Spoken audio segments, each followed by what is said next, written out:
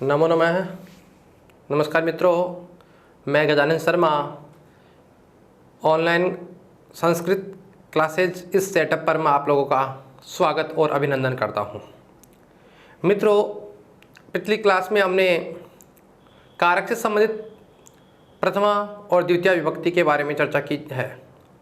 आज हम तृतीय विभक्ति के बारे में चर्चा करेंगे, इसलिए तृतीय विभक्ति प्रारंभ करते हैं। ध्यान दें, एक कारक की बात करें तो एक कारक होता है जिसका नाम है करण कारक। कारक का नाम क्या है? करण कारक। और करण कारक में विभक्ति होती है तृतीय विभक्ति। विभक्ति की बात करें तो कौन सी विभक्ति होती है? तृतीय विभक्ति। और मैं बात करूं तृतीय विभक्ति की तो तृतीय विभक्ति विधायक सूत्र की बात करूं, तृतीय विभक्ति विधायक सूत्र, तृतीय विभक्ति विधायक सूत्र की बात करें, विभक्ति विधायक सूत्र, तो वह सूत्र हमने पहले भी चर्चा की थी जब कारक प्रारंभ किया था। विभक्ति का जो सूत्र है वह सूत्र है कर्तृकरणयोः तृतीया। तो सूत्र की बात करें तो सूत्र का नाम क्या है? कर्तृकरणयोः तृतीया। सूत्र का नाम क्या है? कर्तृकरणयोः तृतीया। कर्तृ यानी कर्ता में और कर्ण में तृतीया विभक्ति होती है। यहाँ ध्यान सूत्र का अर्थ है, इस सूत्रार्थ है कर्तृ यानी कर्ता और कर्ण में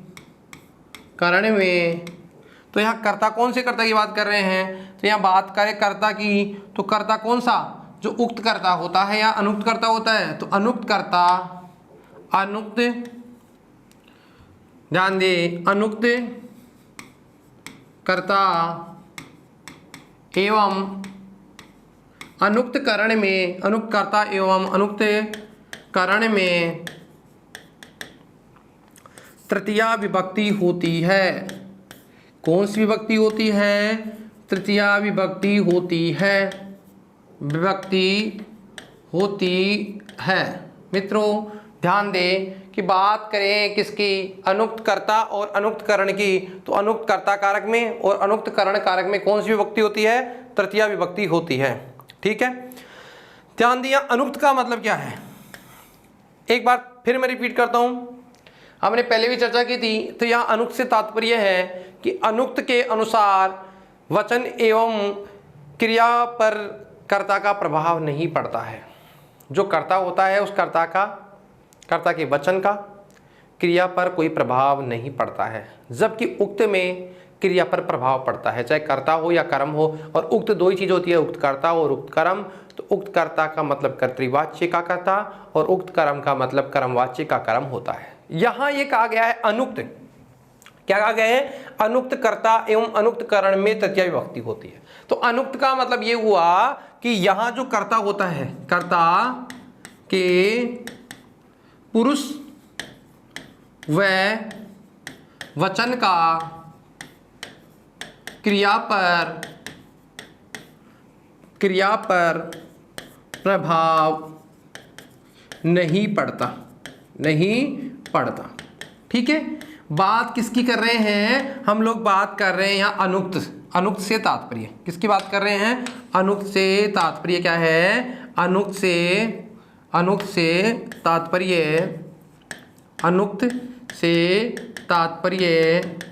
क्या तात्पर्य है? कि कर्ता के पुरुष व वचन का क्रिया पर कोई प्रभाव नहीं पड़ता है। जबकि यदि उक्त होता, ये क्या होता? अनुक्त नहीं होकर के क्या होता? उक्त होता। सॉरी, ये क्या होता? उक्त होता तो प्रभाव पड़ता। ठीक है, मैं बात करूं यह जो अनुक्त होता है, ये अनुक्त कर्ता, अनुक्त जो कर्ता होता है ना, वह अनुक्त कर्ता एक होता है कर्मवाच्य में। किस में होता है? कर्मवाच्य में। और एक होता है भाववाच्य में। किस में होता है? भाववाच्य में।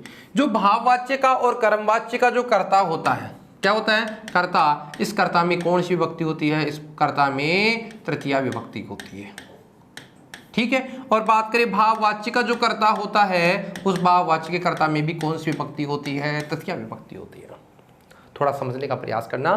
कहना चाहता हूं कि यहाँ कर्तरी करणीयों तृतीया सूत्र का तात्पर्य ये होता है कि अनुक्त कर्ता और अनुक्त करण में तृतीया विभक्ति होती है। अब अनुक्त कर्ता से यह तात्पर्य है कि कर्ता का मतलब ये होता है यहाँ जो कर्ता होता है उस कर्ता का क्रिया पर कोई प्रभाव नहीं पड़ता है। तो यहाँ कर्ता में तृतीया विभक्ति होगी। कौन सी विभक्ति होगी? तृतीया में तृतीया होगी। लेकिन यहाँ तृतीया विभक्ति कब होती है? एक तो कर्मवाच्य के कर्ता पे होती है और एक भाववाच्य के कर्ता में होती है। इसके बात करें, इसके अलावा यदि कर्ण, अब बात करें कर्ण की, इसके अलावा एक तो अब इसमें तृतीया विभक्ति होगी। कब होगी तृतीया विभक्ति? यदि कर्मवाच्य और भाववाच्य बनाएंगे। वाक्य का प्रयोग यदि कर्मवाच्य और भाववाच्य में करेंगे तो तृतीया होगी, अन्यथा साधारण वाक्य में आप कर्ता में प्रथमा विभक्ति भी कर सकते हैं। ठीक है, बात करें कर्ण की, तो कर्ण में तो हमेशा तृतीया विभक्ति होगी। देखो क्या लिखा गया है, क्या लिखा है? कर्ण में। कर्ण का मतलब कर्ण में कौन सी विभक्ति होगी? तृतीया विभक्ति होगी। अब ये कर्ण में तृतीया विभक्ति करने के लिए एक सूत्र है कर्ण संज्ञा विधायक सूत्र। बात करें किसकी? कर्ण संज्ञा विधायक सूत्र की। तो कर्ण संज्ञा जैसे कर्ण में तृतीया विभक्ति होगी, कब होगी? जैसे कर्ण संज्ञा होगी। तो बात करें किसकी? कर्ण संज्ञा की। तो बात यह है कि कर्ण संज्ञा विधायक सूत्र, सूत्र का नाम क्या है? कर्ण संज्ञा विधायक सूत्र का नाम है साधक तमम करणम। सूत्र क्या है? सूत्र का नाम है साधक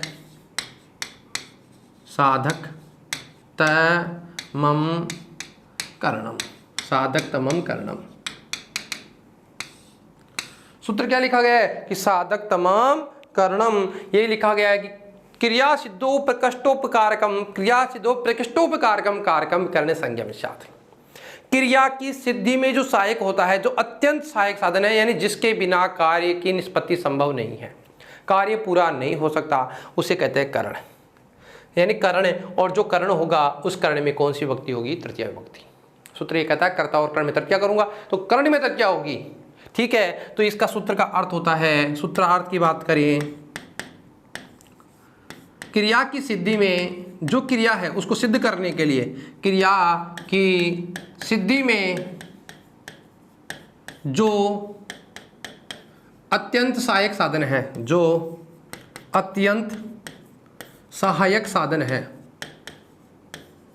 कौन सी बात कर रहा हूं मैं? क्रिया की सिद्धि में जो अत्यंत सहायक साधन है या जिसके बिना कार्य की निष्पत्ति संभव नहीं है, कार्य पूरा नहीं हो सकता है। यानी क्रिया की स्थिति में जो अत्यंत सहायक साधन है, उस सहायक साधन है,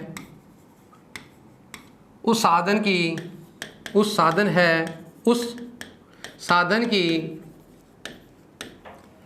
करण संज्ञा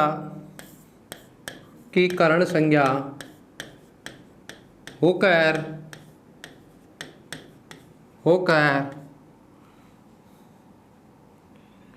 साधन की करण संज्ञा होकर तृतीया विभक्ति हो जाती है। कौन सी विभक्ति हो जाती है? तृतीया विभक्ति हो जाती है। समझने का प्रयास करना कि जो भी करण होगा, करण का मतलब होता है साधन, और जो भी साधन होगा उस साधन की कौन सी संज्ञा होगी? करण संज्ञा होगी। जैसे करण संज्ञा होगी तृतीया विभक्ति हो जाती है। कौन सी विभक्ति हो जाती है? कहने का मतलब यह हुआ कि जो भी साधन होगा जिसके बिना किसी कार्य को हम कल्पना नहीं कर सकते या कार्य पूरा नहीं हो सकता, यदि किसी कार्य को पूरा करना है तो हमें उसके लिए किसी साधन की आवश्यकता होती है जो हमारे लिए सहायक होता है, इसे हेल्प कह सकते हैं, जिसकी हेल्प ली जाती है या जिसके द्वारा कार्य किया जाता है, वह क्या कहलाता है? करण कहलाता है। और उस करण की कौन सी विभक्ति होती है? उस करण में तृतीया विभक्ति होती है। यदि इसी वाक्य को हम बात करें कि वाक्य को यदि कर्तृवाच्य, भाववाच्य और कर्मवाच्य के आधार पर बात करें, तो यदि भाववाच्य और कर्मवाच्य में वाक्य बनाते हैं तो फिर कर्ता में भी कौन सी विभक्ति होगी? तृतीया विभक्ति होगी। जैसे समझने का प्रयास करना, जैसे ठीक है, हिंदी में लिखता हूं, रमेश कलम से पत्र लिखता है। रमेश कलम से पत्र लिखता है। इस वाक्य में देखिए, इस वाक्य में आपको 4 आवश्यक शब्द दिखेंगे। यहां जो रमेश है, एक कलम है, एक पत्र है और एक लिखता है। ठीक है, बात करें रमेश की तो रमेश क्या है? करता है। रमेश क्या है? करता है। कलम क्या है? कलम बताओ क्या है? पहले कलम की बात नहीं करेंगे, पहले पत्र की बात करें। पत्र रूपी क्या करता है? वह लिखने का कर्म करता है। और लिखना है क्या है? क्रिया है। लिखना क्या है?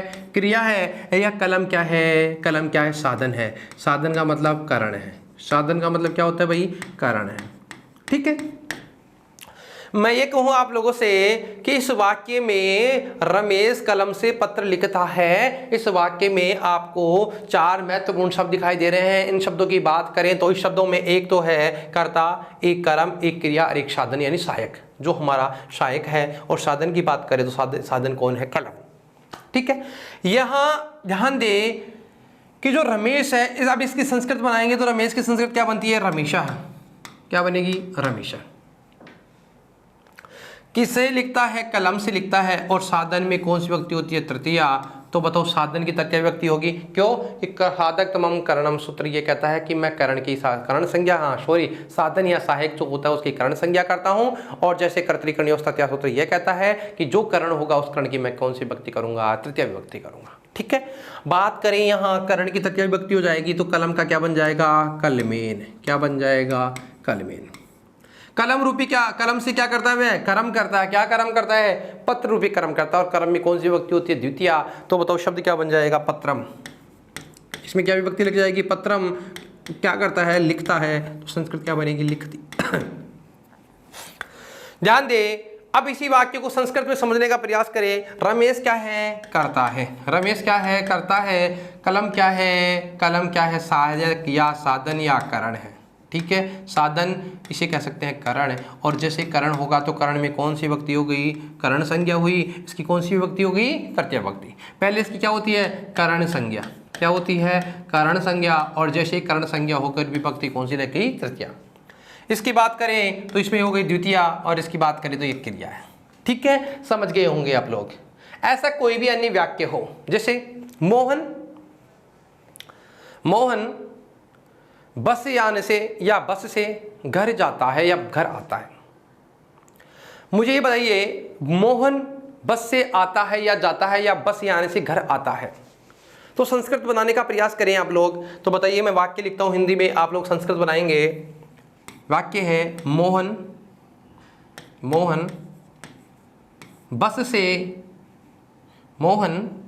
बस से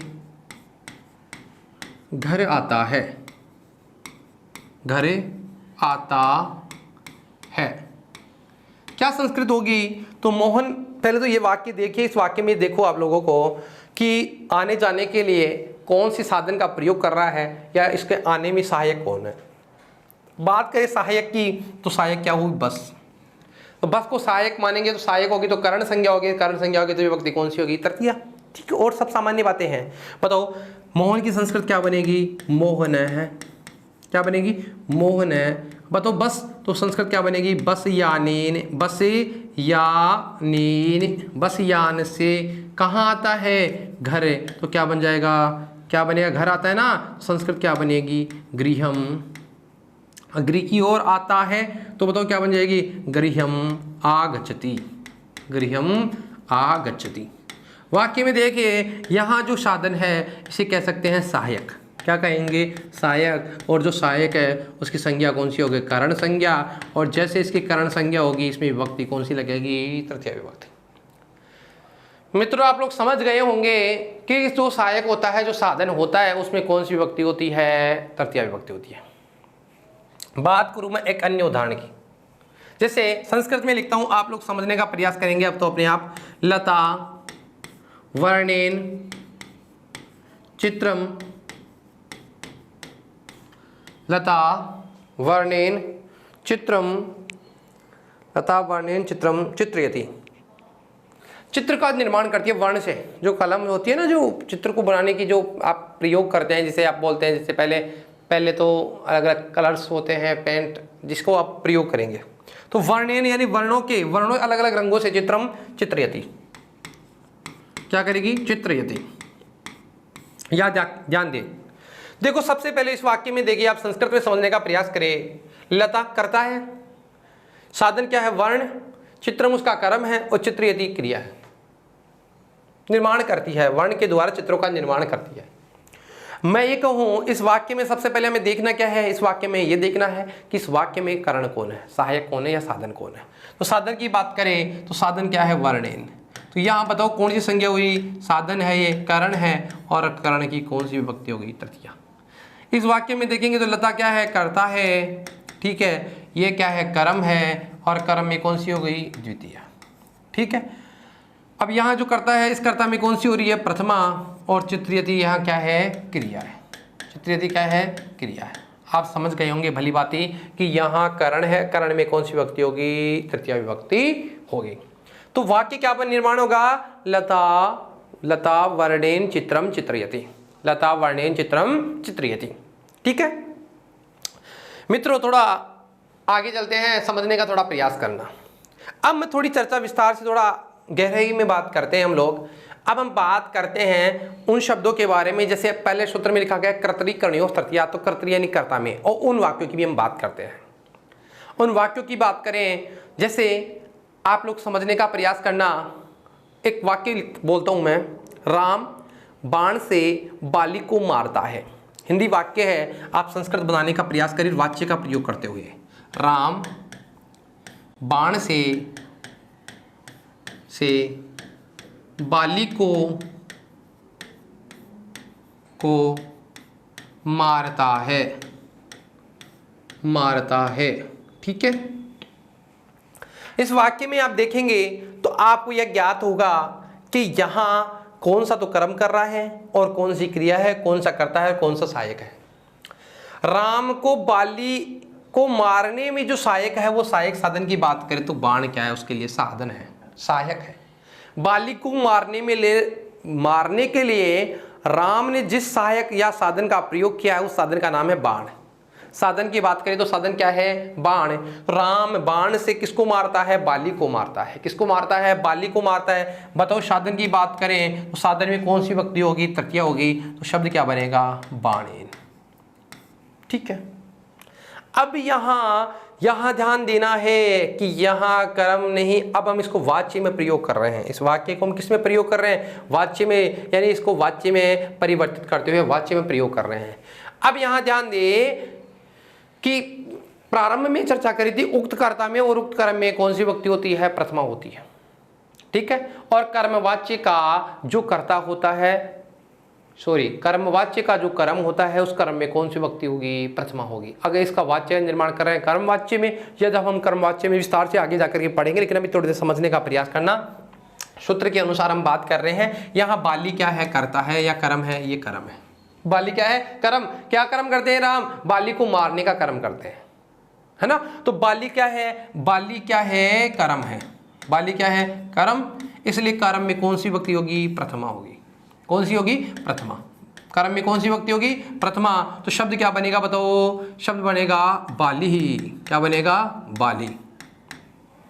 शब्द क्या बना, बाली, ठीक है। दोबारा लिखता हूं मैं, एक बार थोड़ा समझने का प्रयास करें। शब्द क्या बना है, बाली। अब देखना, इधर हमने लिखा बाणेन, क्या लिखा, बाणेन। तृतीया में क्या बन गया, बाणेन। इधर बात करें तो कर्म, तो बताओ क्या बन गया, बाली। क्या बन गया, बाली। क्यों, क्योंकि कर्मवाच्य के उक्त कर्म होता है, उक्त कर्म मतलब कर्मवाच्य का जो कर्म होता है उसमें कौन सी विभक्ति होगी, प्रथमा, ठीक है। अब ध्यान दे कि एक धातु है हन, और हन का मतलब होता है मारना, और इस धातु के साथ एक प्रत्यय लगता है, तय प्रत्यय, कै और तय, तय प्रत्यय, तय प्रत्यय, तय प्रत्यय का तय प्रत्यय, ठीक है। तो बताओ हन धातु से तय प्रत्यय लगाते हैं तो शब्द क्या बनता है, हतः। क्या बनता है, हतः प्रत्यय, मतलब क्या बन गया, हतः। कौन मारता है, राम मारता है। कौन मारता है, राम मारता है। अब ध्यान दे मित्र, थोड़ा समझने का प्रयास करना। यहाँ दो शब्द दिख रहे हैं आप लोगों को, और मैं इस वाच्य को कहूँ तो ये वाच्य कैसा वाच्य है, कर्मवाच्य। कौन सा वाच्य है, कर्मवाच्य, ठीक है। अगर इसी वाक्य को हम लोग प्रयोग में बदलेंगे और इस वाच्य को कर्तृवाच्य बनाएंगे, तो फिर अभी रिपीट करेंगे, लेकिन इसको थोड़ा समझने का प्रयास करना। देखो ये तो क्या था, हमारा कर्ता था, ये क्या है, कारण था, जो साधन है, कारण, और ये क्या है, कर्म, और ये क्या है, क्रिया, ठीक है। इस वाच्य की बात करें तो ये जो कर्ता है, तो यहाँ कर्ता में कौन सी विभक्ति लगाएंगे, वैसे अब हम प्रयोग कर रहे हैं ना, तो विभक्ति कौन सी लगाएंगे, तृतीया। तो बताओ, अब यहाँ समझने का प्रयास करना, राम में नहीं होगा, क्योंकि अब वाच्य में परिवर्तन कर दिया, तो कर्तरी कर्णयों तृतीया सूत्र ये कहता है कर्ता में भी, अनुक्त कर्ता में भी तृतीया विभक्ति होगी। तो यह कर्ता कैसा हो गया, उक्त नहीं है, यह कर्ता कैसा है, अनुक्त है। कैसा है, अनुक्त है। तो राम शब्द में क्या बन जाएगा, अब राम का तृतीया में रामेण, क्या बनेगा, क्या बनेगा, रामेण, क्या बनेगा, रामेण। ठीक है, तो शब्द क्या बनाना है, रामेण। बताओ क्यों, क्योंकि राम में इसलिए लिखा था कि आप लोगों को इस चीज का बोध होना चाहिए कि यदि यह वाक्य अनुक्त नहीं होकर वाच्य में निर्माण नहीं करते तो क्या बनाते, रामः बनाते। लेकिन अब हम इसको वाच्य में परिवर्तित कर दिए। कौन से वाच्य में प्रयोग कर रहे हैं, इसका कर्म वाच्य में, तो कर्म वाच्य में प्रयोग होगा तो वाक्य क्या बनेगा, रामेण बाणेन बालिहि हतः।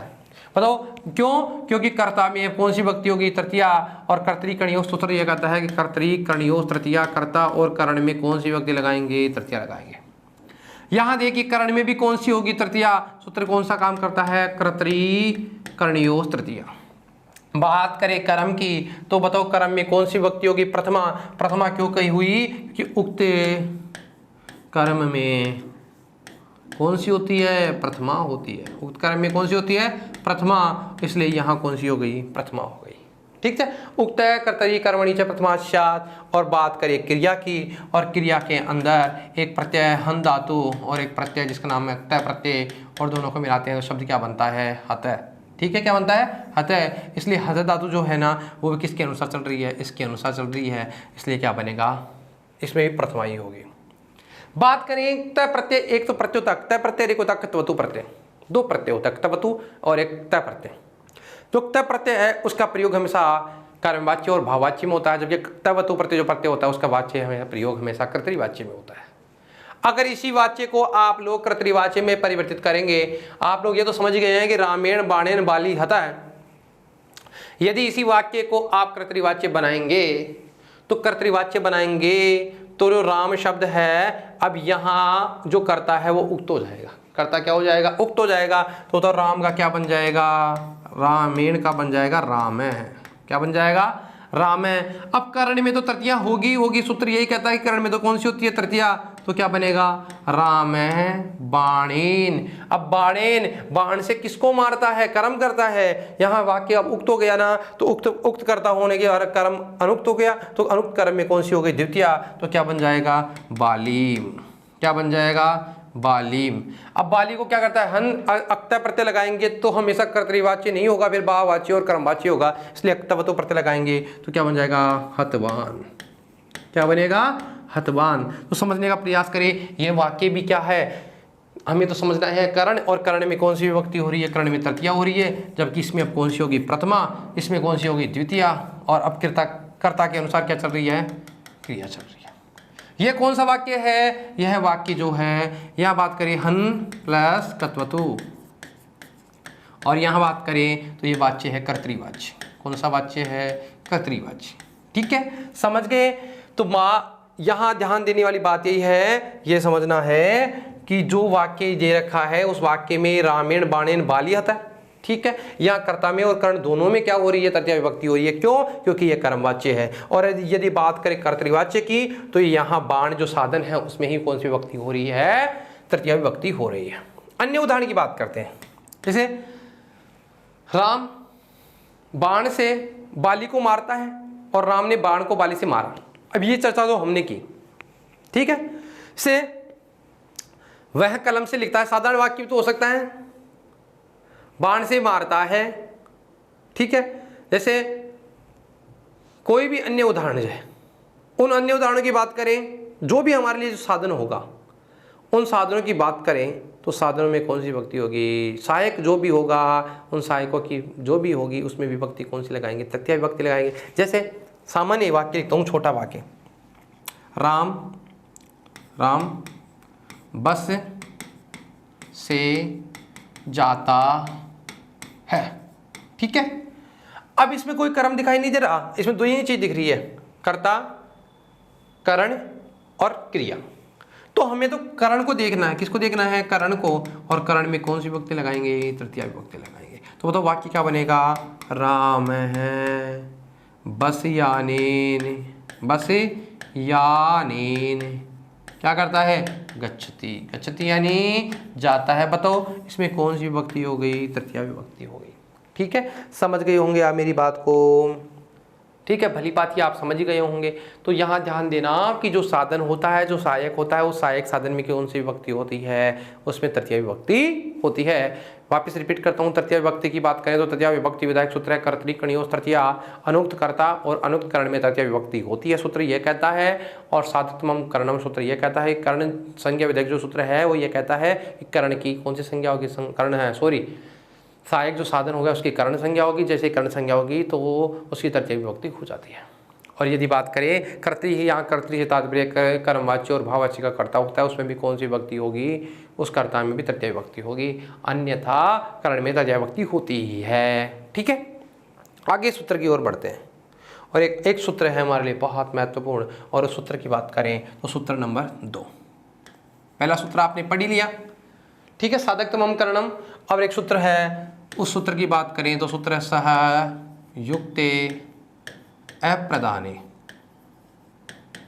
सह युक्ते अप्रदाने सूत्र की बात कर रहे हैं। सूत्र का नाम क्या है? सह युक्ते अप्रधाने। यहां ध्यान दे, सह युक्ते अप्रधाने, सह के समानार्थक जो भी अव्यय होते हैं उनमें जो अप्रधान कारक होता है, अप्रधान जो कारक होता है, उसमें तृतीय विभक्ति होती है। कौन सी विभक्ति होती है? तृतीय विभक्ति। अब मैं बात करूं स, इसकी सूत्र की बात करें, सह, स यानी सह, युक्त यानी युक्त होने पर जो अप्रधान कारक होता है, जो कौन सा होता है? अप्रधान कारक में, यानी स अव्यय, स अपने आप में क्या है? अव्यय, और यह सह क्या है? अव्यय के साथ अप्रधान कारक की, यानी अप्रधान जो कारक है, अप्रधान कारक में, अप्रधान कारक में तृतीया विभक्ति होती है। कौन सी विभक्ति होती है? तृतीया विभक्ति होती है।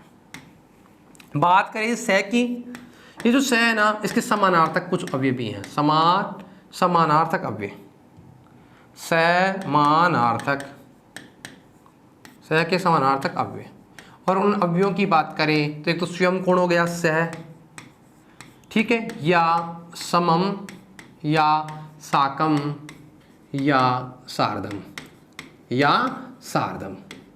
ठीक है, बात कर रहे हैं स, समम, साकम, सार्धम। और स का मतलब होता है सह बराबर के साथ। इसका मतलब क्या होता है? के साथ। ये जो सह शब्द है, या समम शब्द है, साकम शब्द है, सार्धम शब्द है, इनका मतलब होता है के साथ। क्या मतलब होता है? के साथ।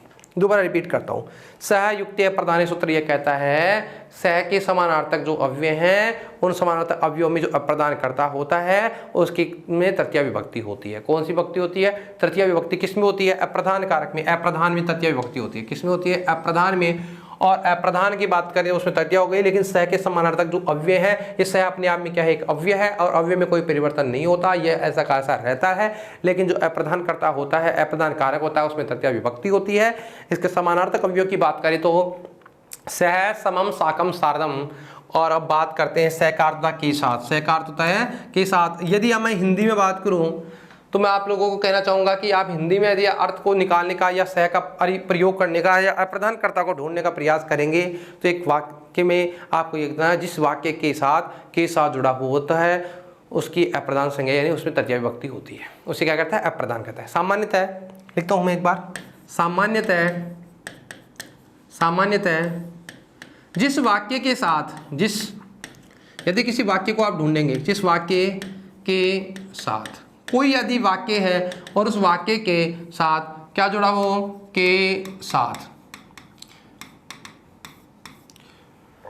सामान्यतः जिस वाक्य के साथ जुड़ा हुआ होता है, क्या होता है? जुड़ा हुआ होता है, उसमें तृतीया विभक्ति होती है। उसमें तो कौन सी विभक्ति होती है? उसमें तृतीया विभक्ति होती है।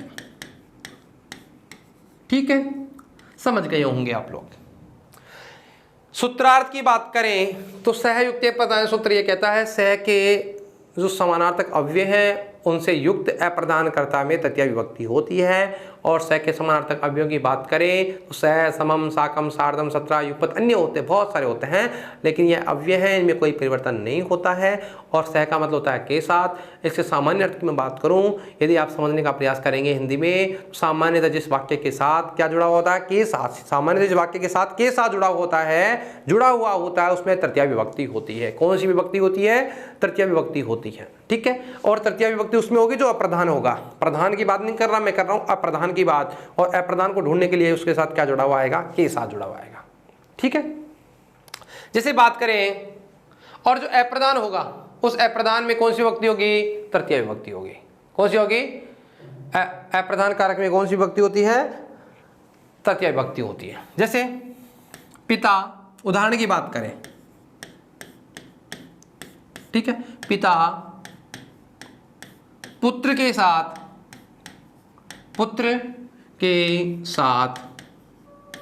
जाता है।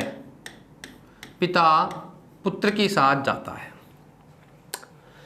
ध्यान दे, इस वाक्य में आप ये देखिए, पहले तो मैंने अभी लिखा था जिस वाक्य के साथ क्या जुड़ा हुआ हो? के साथ। क्या जुड़ा हुआ है? के साथ। उसमें हमें विभक्ति कौन सी लगानी है? तृतीया लगानी है। देख रहे इधर के साथ है, ये किसके साथ जुड़ा हुआ है? पुत्र के साथ। तो अब हमें यह पता लग गया कि अप्रधान कौन है। यहां पर अप्रधान में कौन सी विभक्ति होगी? तृतीया। तो बताओ, अप्रधान यानी पिता पुत्र के साथ जाता है, तो यहां देखिए पुत्र में कौन सी विभक्ति लगाएंगे? पुत्र में तृतीया विभक्ति लगाएंगे। क्यों? सामने किसके साथ के साथ आ रहा है? पुत्र के साथ आ रहा है। तो वाक्य देखिए, तो पिता की संस्कृत क्या बनती है? पिता की संस्कृत बनती है पिता, ठीक है। किसके साथ जाता है? पुत्र के साथ जाता है, तो शब्द क्या बन जाएगा? पुत्रेण। कौन सी विभक्ति हो गई? तृतीया विभक्ति हो गई, क्योंकि अप्रधान में तृतीया विभक्ति है। अप्रधान जो करता है उस अप्रधान कर्ता में कौन सी विभक्ति हो गई? तृतीया विभक्ति हो गई। पुत्रेण। अब देखो, सह के साथ के संस्कृत का प्रयोग करेंगे तो क्या बनेगी? के। सह क्या करता है? जाता है, तो संस्कृत क्या बनती है? गच्छति। गम धातु, गम का मतलब होता है जाना, और एक व्यक्ति जा रहा है तो क्या बन जाएगा? गच्छति। पिता पुत्रेण सह गच्छति। पिता किसके साथ जाता है? पुत्र के साथ जाता है। तो बताओ, सामान्यतः हिंदी में आपने समझा कि सामान्य जिसके साथ के साथ आता है उसमें विभक्ति कौन सी लगाएंगे? तृतीया विभक्ति लगाएंगे। यदि इसी वाक्य को लिखा जाए कि पुत्र पिता के साथ जाता है, ठीक है, तो बताओ क्या वाक्य बनेगा? तो पुत्र है पित्रा से गच्छति। यदि पुत्र छोटा है तो पिताजी के साथ साथ चलता है, और वृद्ध पिता है तो वृद्ध पिता पुत्र के साथ चलता है, ठीक है। तो वाक्य में यह ध्यान देना कि यदि इसी वाक्य को मैं लिखता हूं कि पुत्र पिता के साथ जाता है, ठीक है, या बालक, छोटा बालक होता है तो बालक पिता के साथ, छात्र शिक्षक के साथ, राम सीता के साथ, गुरु शिष्य के साथ, जो भी जिसके साथ जाता है, पति पत्नी के साथ, पत्नी पति के साथ, है ना, जो भी जिसके साथ जाता है उसमें विभक्ति कौन सी लगाएंगे? तृतीय विभक्ति लगाएंगे। अन्य उदाहरण की बात करें, ठीक है, जैसे पुत्र माता के साथ जाता है, या इसी वाक्यों में एक बार रिपीट करता हूं जैसे आप लोगों को समझने के लिए, पुत्र पिता के साथ आता है, जाता है नहीं, अब आता है मान लो, ठीक है। बताओ पुत्र की संस्कृत क्या होगी? पुत्र है। अब पिता की तृतीया विभक्ति हमें पता होनी चाहिए, इसलिए हमने शब्द रूपों की चर्चा करी थी। पिता पितरो पितर, पितरम पितरो पितरिन, पित्रा पितृभ्याम पितृवी, ये पढ़ा था। और तृतीया के एक वचन में क्या बनेगा? पिता का पित्रा। क्या बनेगा? पित्रा। सह, सह। अब सह में कोई परिवर्तन होगा नहीं, क्योंकि सह अपने आप में क्या है? अव्यय है। पिता पुत्र है, पित्रा सह। अब जाता है, अब यहाँ क्या करता है? आता है, तो आगच्छति। क्या बन जाएगा? आगच्छति, ठीक है। बताओ कौन सी विभक्ति हो गई? तृतीया। क्यों? सह जिसके साथ आ रहा है, किसके साथ आया? पित्रा के साथ आ रहा है, सह का मतलब के साथ। बताओ इसमें तो कौन सी विभक्ति हो गई? तृतीया विभक्ति हो गई, ठीक है। राम सीता के साथ जाता है, राम सीता के साथ वन जाता है, वन में जाता है, ठीक है। बताओ राम की संस्कृत क्या होगी? राम है, क्या बनेगी? राम है। अब सीता जो शब्द है, तो सीता कैसा शब्द है? स्त्रीलिंग वाला शब्द है। सीता, रमा, लता, ठीक है। आकारांत स्त्रीलिंग वाले शब्द एक जैसे चलते हैं, तो जैसे लता याद है या रमा है, सीता है, तो कैसे चलेंगे? रमा रमे रमा, रमाम रमे रमा, रमया रमाभ्याम रमाभि। तो सीता सीते सीता, सीताम सीते सीता, सीतया सीताभ्याम सीताभि। तो बताओ क्या बनेगा? राम सीतया। अब चाहे स लिखूं, चाहे समम लिखूं, स साकम लिखूं या सार्धम लिखूं, तो इसको समम लिखते हैं। राम सीतया समम। कहाँ जाते हैं? वन में जाते हैं। वनम गच्छति। क्या बनेगा? सीतया समम वनम गच्छति। बताओ स के अर्थ में कौन सी विभक्ति होगी? तृतीया होगी। यहाँ देखिए इसमें कौन सी विभक्ति हो गई? तृतीया विभक्ति हो गई। ठीक है, थोड़ा आगे चलते हैं।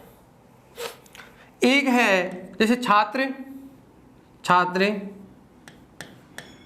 शिक्षकों के साथ, ठीक है, छात्र शिक्षक के साथ, ठीक है, छात्र शिक्षक के साथ या शिक्षकों के साथ, कुछ भी हो सकता है ना। शिक्षक के साथ भ्रमण करता है या घूमने जाता है। कहाँ जाता है? या वन में जाता है या उद्यानम बगीचे में जाता है। तो यहां ध्यान दे के साथ किसके साथ आ रहा है? शिक्षक। तो पहले तो यही देखना है।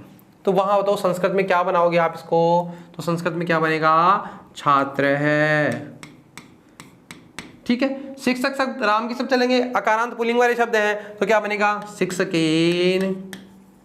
क्या बनेगा? शिक्षकेन। अब समम भी हो सकता है, साकम, साकम। कहाँ जाता है? उद्यानम गच्छति, बगीचे में जाता है, तो क्या बनेगा? बगीचे में जाता है। तो बताओ क्या बनेगा? उद्यानम, उद्यानम गच्छति। ठीक है, कहने का मतलब ये हुआ, यहां देखिए साकम जो आ रहा है उसके साथ भी क्या आ रहा है? यहां तृतीया विभक्ति हो रही है। ठीक है, यदि यही शब्द ऐसे लिखा हो, शिक्षक छात्रों के साथ, शिक्षक छात्रों के साथ घूमता है, शिक्षक छात्रों के साथ घूमता है, शिक्षक छात्रों के साथ घूमता है। इसी वाक्य को मैं रिपीट करता हूं, घुमा करके लिखता हूं, हिंदी में लिखता हूं पहले। शिक्षक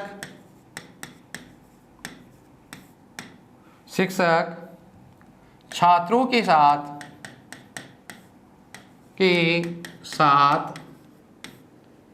भ्रमण करता है या घूमता है, भ्रमण करता है। ठीक है, तो बताइए छात्र एक है या बहुत सारे हैं? बहुत सारे हैं। अब यहां देखिए शिक्षक एक है, तो शब्द क्या बन जाएगा? शिक्षक है। क्या बनेगा? शिक्षक है। तो वही है सह समम साकम सार्धम। तो यहां बात करें छात्रों के साथ देखना है, किसके साथ? छात्रों के साथ आ रहा है। छात्र एक है या बहुत सारे हैं? बहुत सारे हैं। छात्र ही, तो बताओ क्या बनेगा? छात्र, छात्रों, छात्रा, छात्रम, छात्रों, छात्रान, छात्रीन, छात्राभ्याम, छात्रई। तो रामई की तरह क्या बनेगा? छात्रई। शिक्षक है छात्रई। अब देखो क्या बन जाएगा? सार्धम। भ्रमणम करोति या भ्रमति, तो यहां लिख देते हैं अलग अलग ही, भ्रमणम करोति, भ्रमणम करोति। शिक्षक किनके साथ घूमता है? छात्रों के साथ घूमता है। यहां कौन सी विभक्ति हो गई? तृतीय विभक्ति हो गई। ध्यान दो, एक बार मैं फिर से रिपीट करता हूं। एक सूत्र है जिसका नाम है सहयुक्ते अप्रधाने। सूत्र क्या कहता है? सहयुक्ते अप्रधाने। सूत्र यह कहता है कि सह के साथ जो समानार्थक अव्यय हैं उनमें अप्रधान जो कारक होता है, प्रधान जो करता है, उसमें तृतीया विभक्ति होती है। सह के समानार्थक अव्ययों की बात करें, सह समम साकम सार्धम, अर्थात ये जो शब्द हैं सह समम साकम सार्धम, जिसके साथ इनका प्रयोग होता है उसमें तृतीया विभक्ति होती है। सामान्यतः जिस वाक्य के साथ ये जुड़े होते हैं के साथ, उसमें तृतीया विभक्ति होती है। जैसे जिन वाक्यों के साथ इनका प्रयोग होगा उनमें विभक्ति कौन से लगाएंगे? तृतीय विभक्ति लगाएंगे। ठीक है मित्रों, आगे चलते हैं। एक सूत्र है जिसकी बात करें तो वह सूत्र है प्रकृत्यादिभ्यो उपसंख्यानम है। सूत्र का नाम क्या है? यह वार्तिक है, सॉरी ये वार्तिक है। प्रकृत्यादिभ्य उपसंख्यानम है, उपसंख्यानम है। छोटा सा वार्तिक है, और ये कहता है प्रकृति। प्रकृति का मतलब होता है स्वभाव। प्रकृति का मतलब क्या होता है? प्रकृति यानी स्वभाव। तो प्रकृति यानी स्वभाव। प्रकृत्यादि, आदि का मतलब होता है प्रकृति स्वभाव। गोत्र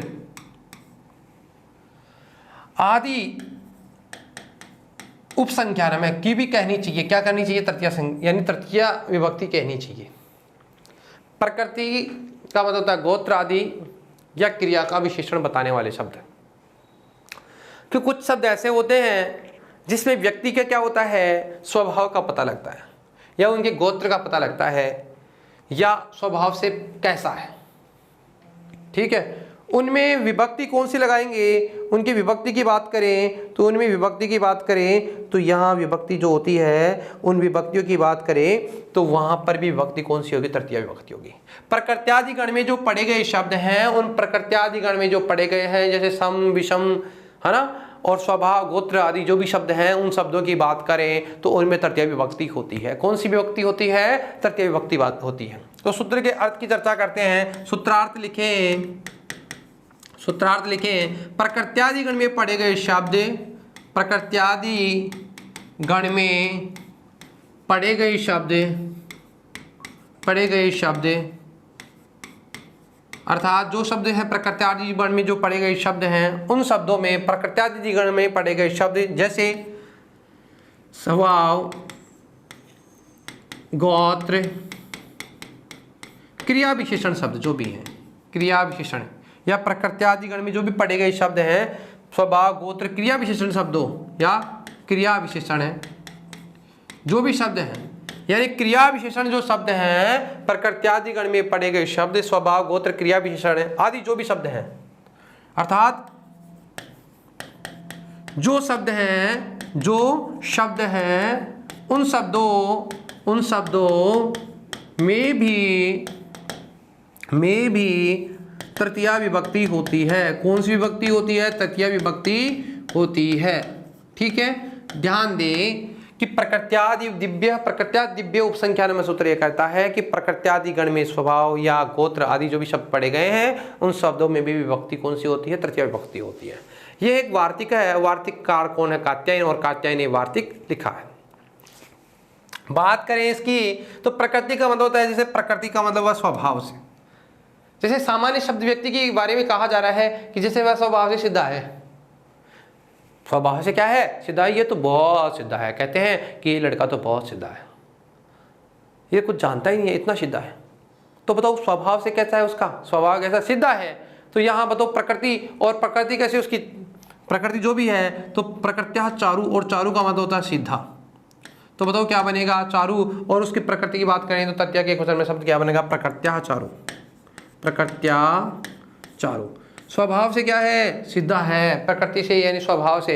यह कैसे है? तो इससे अर्थ की बात करें तो शब्द क्या बन जाएगा? प्रकृति यानी स्वभाव। प्रकृति का मतलब क्या होता है? स्वभाव। और स्वभाव से कैसा है? सीधा है। स्वभाव से सीधा है। तो बताओ यहाँ देखिए, जो प्रकृति है, जो उसका स्वभाव है, उस स्वभाव की बात करें तो यहाँ पर विभक्ति कौन सी हो गई? तृतीया विभक्ति हो गई। बताओ इस शब्द में कौन सी हो गई? तृतीया विभक्ति हो गई। और बात करें तो बताओ यहाँ कौन सी विभक्ति होती है? स्वभाव। क्योंकि स्वभाव है ना उसका सीधा, वो किससे पता लगता है? उसकी प्रकृति से पता लगता है, सीधा है। यह कैसे पता लगा हमें? यह पता हमें उसके स्वभाव से लगता है। इसलिए इस शब्द की बात करें तो इस शब्द में कौन सी विभक्ति होती है? तृतीया विभक्ति होती है। जैसे लोग कहते हैं यह इतना सीधा है कि जिस काम के लिए भेजा जाता है सीधा जाता है, सीधा आता है, इसको कोई काम से और अन्य किसी कार्य से मतलब नहीं होता। कुछ लोग ऐसे भी होते हैं, भेजा तो कहीं जाता है और जाता कहीं और है। तो लोग बात करेंगे इसको किसी काम के लिए भेजा जाएगा तो ये जाएगा नहीं वहां, पहले वो अपना काम करके आएगा फिर आएगा। ये तो जाता नहीं है, ये सीधा जाता नहीं है, इधर उधर भ्रमित है ये। तो जो सीधा जाता है वो तो क्या हुआ? सीधा जाता है। और जो विपरीत जाता है, काम के लिए, किसी काम के लिए भेजा जाए और वह अन्य कार्यों में व्यस्त हो जाता है, तो वह क्या होगा? विपरीत कार्य की ओर जाता है। तो मैं बात कहूँ जैसे सीधा जाता है, इसका पता किससे लग रहा है? मैं सीधा जाता है। तो इसके क्या है? स्वभाव कैसा? सीधा जाना और सीधा आना। यह कैसा है? विपरीत स्वभाव वाला है, विपरीत जाता है। तो मैं ये कहूँ जैसे समेन इति, समेन का मतलब सीधा और इति यानी जाता है। समेन इति यानी सीधा जाता है। जाता है कैसे जाता है? सीधा जाता है। बताओ इसका स्वभाव कैसा है? सीधा स्वभाव वाला है। कई लोग ऐसे होते हैं विपरीत जाते हैं, तो बताओ क्या बनेगा? क्या बनेगा? विस्मेन, विस्मेन, विस्मेन, विस्मेन एति। और यह का मतलब हुआ विषम का मतलब होता है विपरीत। इसका स्वभाव कैसा? विपरीत स्वभाव वाला है। सीधा नहीं जाता है, ये विपरीत जाता है। इसको किसी काम के लिए भेजाए तो ये उसके विपरीत कार्य करता है, यानी पहले वो करेगा फिर उसके बाद ये करेगा, विपरीत जाएगा।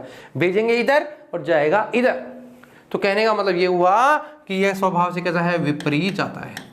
कैसा जाता है? विपरीत जाता है। थोड़ा ध्यान दें। अब इनके अलावा हम कुछ चर्चा ऐसी करते हैं कि जो शब्दों की बात करें तो उन शब्दों की बात करें कि जैसे कोई व्यक्ति गोत्र से ब्राह्मण है। अब ब्राह्मण है, अब उसका गोत्र आदि के विशेषण की बातों कर रहे हैं हम लोग, तो ब्राह्मण किससे है हमें कैसे पता लगा है ब्राह्मण है? उसका पता हमें उसके गोत्र से लगता है। तो ब्राह्मण है, किससे ब्राह्मण है? गोत्र से है। तो बताओ शब्द क्या बनेगा? गोत्र में तृतीया होगी या ब्राह्मण में होगी? क्योंकि ब्राह्मण का पता हमें किससे लगता है? गोत्र से लगता है, इसलिए गोत्र में शब्द क्या लग जाएगी? तृतीया। तो बात है वो क्या शब्द बनेगा? गोत्रेण ब्राह्मण। गोत्र से क्या है? ब्राह्मण या गार्ग्य है, तो क्या बन जाएगा? गोत्रेण ब्राह्मण। गोत्र से क्या है? बताओ इस ब्राह्मण जो है उसका हमें पता किससे लग रहा है? गोत्र से लग रहा है। और गोत्र की बात करें तो गोत्र में कौन सी विभक्ति होगी? तृतीया विभक्ति होगी। कौन सी विभक्ति होगी? तृतीया। ठीक है, तो शब्द क्या बन जाएगा? गोत्र से ब्राह्मण है। गोत्र से क्या है? वो ब्राह्मण है। ठीक है, तो कुछ शब्द ऐसे हैं हमारे जिन शब्दों की बात करें तो कि जो हमारे शब्द हैं जो प्रकृति गण में, यानी प्रकृति का मतलब होता स्वभाव या उसकी गोत्र आदि की विशेषता बताते हैं, उन शब्दों में भी विभक्ति कौन सी होती है? तृतीय विभक्ति होती है। और एक वार्तिक है जिसका नाम है प्रकृत्यादि व्योपसंख्यानम है, यानी प्रकृत्यादि गण में जो पढ़े गए शब्द हैं जो स्वभाव गोत्र आदि की विशेषता बताते हैं या स्वभाव गोत्र आदि का बोध करवाते हैं, उनमें भी विभक्ति कौन सी होती है? तृतीय विभक्ति होती है। आगे एक सूत्र है, बहुत महत्वपूर्ण सूत्र की बात करें तो सूत्र का नाम है इत्थम भूत लक्षणे। इत्थम भूत लक्षणे। सूत्र क्या है? इत्थम भूत लक्षणे। सूत्र की बात करें तो सूत्र का नाम क्या है? इत्थम भूत लक्षणे। इत्थम, इत्थम यानी ऐसा। इत्थम का मतलब होता है वह ऐसा है। देखो शब्द क्या है? इत्थम। इस शब्द की बात करें इत्थम, और इत्थम का मतलब होता है वह इस प्रकार का है। वह इस प्रकार का है, यानी वह कैसा है? वह ऐसा है। लोग चर्चा नहीं करते क्या? वो कैसा है? वो ऐसा है, ऐसा है, ऐसा है। तो वह कैसा है? वह ऐसा है, वह इस प्रकार का है। इसका बोध हमें किससे होता है? इसका बोध हमें होता है उसके लक्षणों से या उसके चिन्ह से। यानी किसी व्यक्ति की पहचान करनी हो तो उसके लक्षण या उसके चिन्ह देखे जाते हैं और फिर लोग बातें करते हैं कि वह कैसा है? वो ऐसा। इत्थम भूत लक्षणे। इत्थम यानी वह इस प्रकार का है, इसका इस प्रकार का उसका कोई लक्षण या चिन्ह दिखाई दे, यानी वह इस प्रकार का है। सूत्रार्थ की बात करें, सूत्रार्थ की बात करें, वह इस प्रकार का है, इस प्रकार का है जिस लक्षण या चिन्ह से विशेष को देख करके या चिन्ह से किसी का बोध होता है, यानी लोग उसको उसी लक्षण या चिन्ह से जानते हैं। यानी किसी व्यक्ति का जो लक्षण दिखाई देता है उस लक्षण को देख करके लोग उसके बारे में चर्चा करते हैं या उस लक्षण के बारे में बातें होती है। यानी वह इस प्रकार का है जिस लक्षण या चिन्ह से किसी व्यक्ति विशेष का बोध होता है, उस लक्षण या चिन्ह में तृतीया विभक्ति होती है। कौन सी विभक्ति होती है? तृतीया विभक्ति होती है। यानी जिस लक्षण या चिन्ह को देख करके आप व्यक्ति का अनुमान लगाते हैं कि यह व्यक्ति ऐसा है, यह व्यक्ति ऐसा है, यह व्यक्ति ऐसा है। तो जिस लक्षण या चिन्ह को आपने देखा उस लक्षण या चिन्ह के द्वारा उस व्यक्ति का बोध हो रहा है, वह कैसा? वह ऐसा है। उस लक्षण या चिन्ह में कौन सी विभक्ति होगी? तृतीया विभक्ति होगी। बात करें जैसे उदाहरणों की, जैसे ठीक है हिंदी में बात करूं, गणवेश से छात्र है। छात्र का पता किससे लगता है कि ये छात्र है या नहीं है? छात्र का बोध हमें किस चीज से हुआ? छात्र का बोध हमें उसकी गणवेश से होता है। जो उसकी गणवेश होती है, जो उसकी पहनने का जो तरीका है, जो गणवेश उसने पहनी होती है, उसको देख करके लोग अनुमान लगा लेते हैं ये कौन है, पढ़ने वाला छात्र है या छात्र है। यदि उसका बोध हमने जिस चीज के द्वारा किया, यानी लक्षण या चिन्ह जो हमें दिखाई दे रहा है, गणवेश दिखाई दे रही है, इस गणवेश से हमें ये बोध हो गया कि ये कौन है, छात्र है। तो जो लक्षण या जो चिन्ह होता है, तो या तो लक्षण क्या है, ये इसका लक्षण है या इसका चिन्ह है। छात्र का चिन्ह या लक्षण क्या है? छात्र का लक्षण या चिन्ह क्या है? गणवेश है। तो मैं ये कहूँ ये जो क्या है उसके लिए उसकी पहचान है, उसका लक्षण है। यानी छात्र की पहचान क्या है, लक्षण क्या है, ये उसका गणवेश है। तो यह जो लक्षण है उस लक्षण में कौन सी विभक्ति लगाएंगे? तृतीया विभक्ति लगाएंगे। ठीक है, तो बताओ शब्द की बात करें तो उसका बोध किससे हुआ? गणवेश से। तो क्या बनेगा? गणवेशीन, गणवेशीन छात्र। ऐसे लगता है कि गणवेश जो इसने पहनी है, इस गणवेश से यह हमें क्या प्रतीत होता है? छात्र प्रतीत होता है, इसलिए वह इस प्रकार का है। किस प्रकार का है? गणवेश वाला छात्र है, इसलिए इसमें कौन सी विभक्ति होगी? तृतीया विभक्ति होगी। कौन सी विभक्ति होगी? तृतीया विभक्ति होगी। ठीक है, बात करें, जैसे ये समझ ही गए होंगे गणवेश है। यदि बात करें कोई अन्य शब्द की, तो मैं ये कहूँ आप लोगों से कि जैसे किसी व्यक्ति ने, आदमी है आदमी, और आदमी ने जो बाल हैं उन बालों को बढ़ा रखा है, यहाँ तक बढ़ा रखा है। जैसे आप लोग देखते हैं पतंजलि हैं और रामदेव बाबा, पतंजलि का जो प्रचार करते हैं रामदेव बाबा, उनको देखा है आपने। उनकी जो जटाएं हैं, मतलब बाल बड़े बड़े हैं, और आदमी के जो बड़े बाल होते हैं उन्हें बोलते हैं जटा। अरे भाई ये जटा क्यों बढ़ा रखी है? कई बार जो छोटे छात्र या घर वाले अपने पुत्रों से या लोग मतलब कह ही देते हैं कि भाई ये जटा क्यों बढ़ा रखी है? क्या साधु संत बनने का इरादा है कि तेरा? क्यों तपस्वी बनना है? तो जटा बढ़ाने का मतलब यहाँ साधु संत से लिया गया है कि यहाँ तपस्वी है क्या? और यदि कोई मोहल्ले से या नगर से कोई व्यक्ति निकलता है और उसकी जटा बढ़ी हुई है, तो लोग क्या कहते हैं? ऐसा प्रतीत होता है ये कोई तपस्वी है। कौन है ये? तपस्वी है। अब उसका बोध हमें कैसे हुआ? इसका बोध हमें हुआ कि उसकी जटाओं से उसका बोध होता है। तो लक्षण या चिन्ह हमें क्या दिखाई दे रहा है? उसकी जटाएं। तो जटाओं से क्या बोध हुआ कि वह कौन है? तपस्वी है। ऐसा प्रतीत हुआ। वह कैसा है? वह तपस्वी है। इसका बोध किससे किया हम लोगों ने? इसका बोध हमने उसकी जटाओं से किया। तो जटाएं हैं, तो बताओ बात करें जटाओं से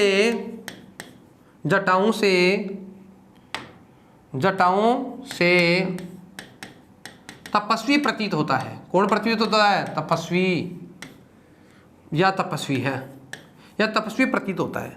इसका बोध हमें किससे हुआ? जटाओं से हुआ। तो बताओ संस्कृत क्या बनेगी? जटा एक तो होती नहीं है, बहुवचन होगी, तो जटा भी तापस है। जटाओं से यह तपस्वी प्रतीत होता है। कौन प्रतीत होता है? तपस्वी प्रतीत होता है। यहां देखिए शब्द में विभक्ति कौन सी लगाई है? तृतीया विभक्ति। कौन सी विभक्ति हो गई? तृतीया विभक्ति होती है। अब यहां ध्यान दें, जटाओं से तपस्वी प्रतीत होता है। ठीक है, आगे चले थोड़ा सा। यदि किसी व्यक्ति ने, शिखा का मतलब होता है चोटी, और जो चोटी बढ़ा रखी है, आदमी की बात कर रहा हूं मैं यहाँ चोटी आदमी की होती है। तो मैं बात करूं तो जैसे किसी ने चोटी बढ़ा रखी है, और तो कहेगा लोग उसके बारे में ये कल्पना करते हैं कि लगता है यह व्यक्ति कौन है? यह व्यक्ति कोई पंडित है, या कोई ब्राह्मण है, या कोई द्विजा है। क्यों? क्योंकि इसने क्या है? शिखा बढ़ा रखी है। शिखा का मतलब होता है चोटी, और चोटी से तो ऐसे लगता है ये कोई कौन है? पंडित है। चोटी से क्या प्रतीत होता है? पंडित प्रतीत होता है। तो शिखा का मतलब होता है चोटी, और चोटी से क्या लगता है? पंडित। तो बताओ क्या बनेगा? संस्कृत में बात करें तो शिखया चतुर्थी विभक्ति की बात नहीं हो रही, यहाँ तृतीया की बात हो रही है। तो तृतीया में क्या बनेगा? शिखया पंडित है। शिखा का मतलब होता है चोटी, और चोटी से क्या प्रतीत होता है? पंडित प्रतीत होता है। तो यहाँ शिखा शब्द में कौन सी विभक्ति हो गई? तृतीया। ठीक है, शिखा का मतलब होता है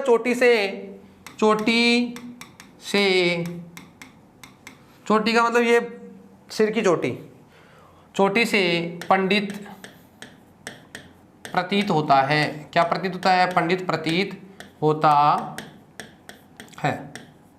यदि किसी ने केस बढ़ा रखे हैं। अब महिला के तो होते हैं केस और आदमी की होती है जटाएं, ठीक है। और यदि व्यक्ति आदमी है कोई, उसने इतने केस बढ़ा रखे हैं और उसका बोध ही नहीं होता, तो लोग ये सोचेंगे कि ये कोई आदमी है या औरत है। ये लगता है केसों से तो नारी लगती है, जब सामने पता लगता है तो ये बोध होता है कि ये नारी नहीं, ये तो पुरुष है। तो उसकी पहचान किससे हो रही है? केस से हो रही है। तो बताओ कैसे नारी। अन्य उदाहरण की बात करूं तो क्या बनेगा? कैसे नारी। केस का मतलब होता है बाल, और बालों से कौन प्रतीत होता है? बालों से नारी प्रतीत होती है, नारी लगती है। या केसों से कौन लगती है? प्रतीत होती है। केसों से कौन प्रतीत होती है? नारी प्रतीत होती है। कुछ लोगों को इतना शौक होता है कि नाखून होते हैं, नाखून नेल्स जो होते हैं उनको बढ़ाने का बहुत शौक होता है। कई महिलाओं के देखें बहुत बड़े बड़े नाखून, तो उनके घर वाले उनको क्या बोलते हैं? क्या नाखून बढ़ा के कोई राक्षस बनने का इरादा है? या आप ऐसे लगते हो? अगर उन व्यक्तियों को रात में देख लें आप लोग अंधकार में, तो आप लोग क्या कहेंगे? ओ वह कौन? राक्षस, नाखून वाली राक्षस। यानी कैसा प्रतीत हो रहा है कि जो राक्षस के नाखून होते हैं, तो बोध लिया गया कि जो नाखून वाला है या वाली है वो कैसा है? राक्षस है। नाखून वाली कौन है? राक्षस है, क्योंकि राक्षस के क्या होते हैं? नाखून होते हैं। तो बताओ नखई राक्षस है। नाखूनों से कौन प्रतीत होता है? नखई, यानी नाखूनों से राक्षस प्रतीत होता है। नाखूनों से कौन प्रतीत होता है? राक्षस। तो बताओ क्या होगा? नखई। नखई का मतलब होता है नाखून, और नाखूनों से कौन दिखाई देता है? नखई राक्षस है। नाखूनों से यानी बड़े बड़े नाखून हैं, तो नाखूनों से राक्षस प्रतीत होता है। कौन प्रतीत होता है? या प्रतीत होती है या होता है? नाखूनों से कौन लगता है? राक्षस। बताओ ये सब ये हो रहा है, ये इनके क्या है? लक्षण है। ये इसका क्या है? लक्षण है। और इनमें कौन सी विभक्ति हो रही है? तृतीया विभक्ति हो रही है। विभक्ति की बात करें मित्रों, तो यहाँ कौन सी विभक्ति हो रही है? तृतीया विभक्ति हो रही है। किसमें तृतीया विभक्ति हो रही है? ये जो आप लोग देख रहे हैं, और इन शब्दों के अंदर तृतीया विभक्ति होती है। कौन सी विभक्ति हो? जैसे अब मैं फिर से रिपीट करता हूं, इत्थम भूत लक्षण सूत्र यह कहता है कि वह इस प्रकार का है, यानी वह इस प्रकार का, इस शब्दों के द्वारा, जिस चीज के द्वारा जिसका व्यक्ति काल बोध होता है, या लक्षण या चिन्ह देकर के जिसका बोध होता है, उन लक्षण वाले शब्दों में या चिन्ह वाले शब्दों में तृतीय विभक्ति होती है। मित्रों ध्यान दे, तृतीय विभक्ति के कुछ सूत्र हमने अभी पढ़े हैं। जिन सूत्रों की बात करूं तो कर्तरी तृतीया, साधकतमं करणम, प्रकृत्यादिभ्योपसंख्या में वार्तिक पढ़ा, और एक पढ़ा इसके अलावा इत्थम भूत लक्षण हमने ये सूत्र पढ़ा है। एक सूत्र पढ़ा था सहयुक्त प्रधाने। इनके हमेशा इन सूत्रों में तृतीया विभक्ति होती है। थोड़ा सा ध्यान दे कि अब कुछ शेष जो हमारे सूत्र हैं उनके बारे में हम नेक्स्ट क्लास में, जो हमारी अगली क्लास होगी, उनमें चर्चा करेंगे।